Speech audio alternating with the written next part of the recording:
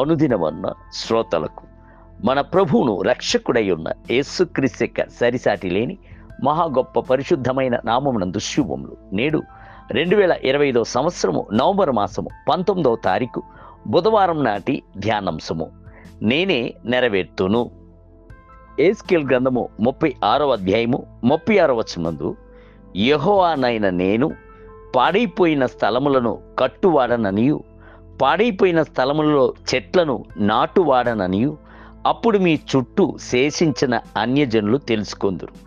యెహోవానైన నేను మాట ఇచ్చి ఉన్నాను, నేనే దానిని నెరవేర్తును. ప్రభువు ప్రవక్త అయిన ఎహెజ్కేలు ద్వారా బబులోను చెరలో ఉన్న ప్రజలకు అనేక వాగ్దానములను అనుగ్రహించెను. నేను మరలా మిమ్ములను లేవనెత్తి కట్టేదను, నిర్మూలమైన వాటిని మరలా కట్టి లేపేదను, పాడైపోయిన స్థలములను పైరు భూములుగా చేసేదను అని వాక్కునిచ్చాను. ఇజ్రాయేల్ ప్రజలు చెరలో ఉన్నప్పుడు నమ్మికను కోల్పోయిన వారై ఉండిరి. ఇది జరిగేటువంటి అంశమేనా అని సందేహించిరి. కావున ప్రభు యెహోవానైన నేను దీనిని చేసేదను, దీన్ని నెరవేర్తును అని చెప్పాను. మన యొక్క దేవుడు వాగ్దానముల యొక్క దేవుడు. బైబిల్ గ్రంథము అంతటను వేవేల కొలది వాగ్దానములు అనుగ్రహింపబడి ఉన్నది. ప్రభువు తాను అనుగ్రహించిన వాగ్దానములన్నిటినీ నెరవేర్చి తన యొక్క నామమును మహిమపరుచుకొని ఉన్నాడు. దేవుని యొక్క బిడ్డలు చేయవలసినది అన్నీయును ఆయనకు వాగ్దానమును దృఢముగా పట్టుకుంటాయే. ప్రభు మీకు ఒక వాగ్దానమును అనుగ్రహించి ఉన్నట్లయితే దానిని దృఢముగా పట్టుకొనుడి. ఎన్ని శోధనలను శ్రమలు వచ్చినను ఆ వాగ్దానములను విడిచిపెట్టకుడి, మర్చిపోకుడి. పాత నిబంధన కొత్త నిబంధన పరిశుద్ధుల యొక్క జీవిత విధానమును చదివి చూడుడి. వారు ఎప్పుడంతా ప్రార్థించుచున్నారో అప్పుడంతా వాగ్దానములను పట్టుకుని ప్రార్థించిరి. నీవిలా సెలవిచ్చితివి కదా, చెయ్యుము అని వారు గోజాడిరి. మన ప్రియ ప్రభు కేవలము మాటలను చెప్పువాడు మాత్రము కాదు, ఎట్టి మాటలైతే చెప్పుచున్నాడో దాన్ని నెరవేర్చుటకు ఆయన సమర్థుడు. ఆయన మాట సెలవీగా దాని ప్రకారము ఆయను. ఆయన ఆజ్ఞాపింపగానే కార్యము సిద్ధపరచబడెను. కీర్తనలు 33:9. ఆయన సమస్తమును చేయుటకు సమర్థుడు.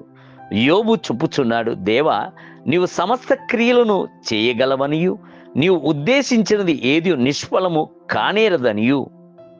యోబు గ్రంథము 42వ అధ్యాయం 2వ వచనం. ఉద్దేశించినది ఏది నిష్ఫలము కానేరదు అని బైబిల్ గ్రంథము చెప్పుచున్నప్పుడు ఆయన సెలవిచ్చింది ఎలాగున నిష్ఫలమగును, నిశ్చయముగానే దాన్ని నెరవేర్చును.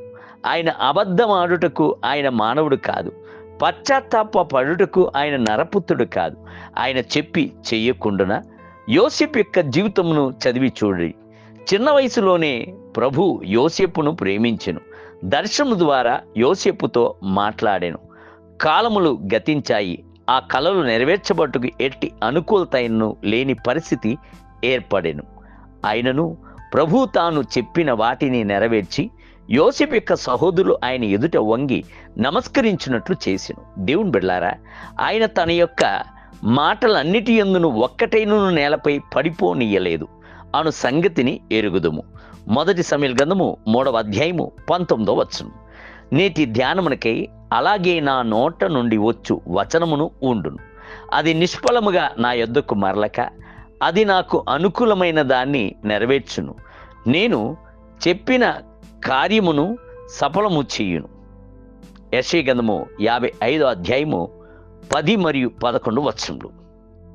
నేటి వేద పఠనము ఉదయము ఎహెజ్కేలు గ్రంథము 11, 12 మరియు 13 అధ్యాయములు. సాయంత్రము యాకోబు పత్రిక 1వ అధ్యాయము. ప్రభు మిమ్ములను దీవించునుగాక. ఆమేన్.